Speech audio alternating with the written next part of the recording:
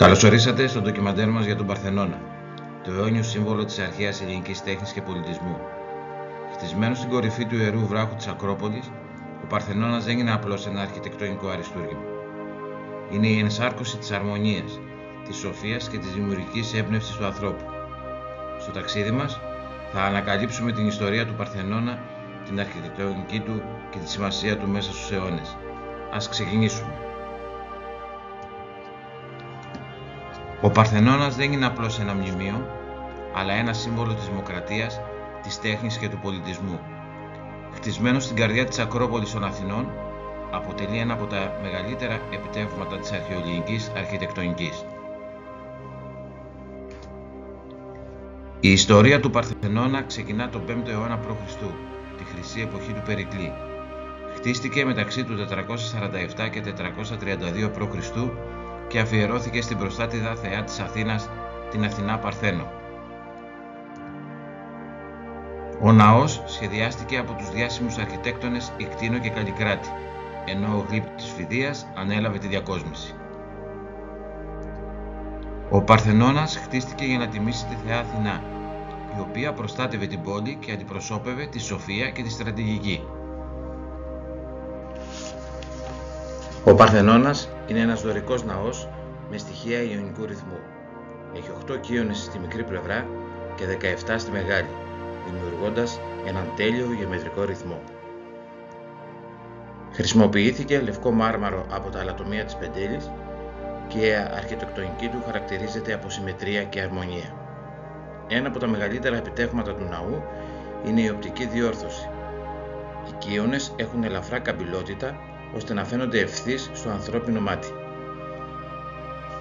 Το σικό του Παρθενώνα στεγαζόταν το χρυσελεφάντινο άγαλμα της Αθηνάς Παρθένου που σμιλεύτηκε από τον Φιδία και αφιερώθηκε το 439 ή το 438 π.Χ. Η ζωφόρος του Παρθενώνα είναι το καθοριστικό μνημείο του υψηλού κλασικού ρυθμού της Αττικής Γλυπτικής. Η ζωφόρος του Παρθενώνα είναι το υψηλό ανάγλυφο πεντελικό μαρμάρινο γλυπτό που δημιουργήθηκε για να κοσμεί το πάνω μέρος του ναού του Παρθενώνα. Μήκους περίπου 160 μέτρων, απεικονίζει την Παναθηναϊκή Πομπή, μια ετήσια εορτή προς τιμή της θεάς Αθηνάς. Στη ζωφόρο απεικονίζονται ιππείς, άρματα, μουσικοί, ιερείς και νεαρές γυναίκες που μεταφέρουν υφάσματα και σκεύη θυσίας. Η ζωφόρος του Παρθενώνα είναι το καθοριστικό μνημείο του υψηλού κλασικού ρυθμού της Αττικής Γλυπτικής. Ο Παρθενώνας δεν είναι μόνο ένα κτίσμα από πέτρα και μάρμαρο.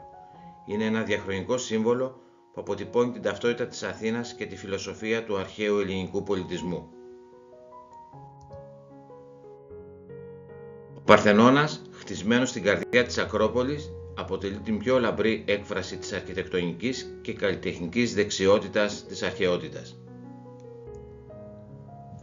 Σχεδιασμένος με γνώμονα την αρμονία και τη γεωμετρική τελειότητα, δείχνει την ικανότητα των αρχαίων Ελλήνων να συνδυάζουν την αισθητική με τη λειτουργικότητα.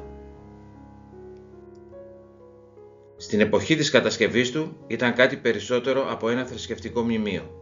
Ήταν ένας τρόπος επίδειξης της δύναμης της Αθήνας, τόσο σε πολιτιστικό όσο και σε πολιτικό επίπεδο.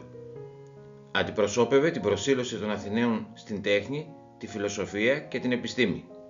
Υπογράμμιζε την κυριαρχία της Αθήνας στην αρχαία Ελλάδα, καθώς ο Παρθενώνας χρηματοδοτήθηκε εν μέρει από το Ταμείο της Δηλειακής Συμμαχίας. Ο Παρθενώνας μέσα στον χρόνο. Ο Παρθενώνας έχει αντέξει πολλές μετατροπές και προσαρμογές κατά τη διάρκεια της μακράς ιστορίας του. Κάθε μία από αυτές τις μετατροπές αντανακλά την ιστορική και πολιτιστική εξέλιξη της περιοχής. Αρχαιότητα. Ως ναός αφιερωμένος στη θεά Αθηνά ήταν το θρησκευτικό κέντρο της αρχαίας Αθήνας. Εδώ φιλοξενούνταν μεγαλοπρεπείς τελετές και η Παναθηναϊκή Πομπή, μια γιορτή που ενίσχυε την ταυτότητα της πόλης. Βυζαντινή περίοδος.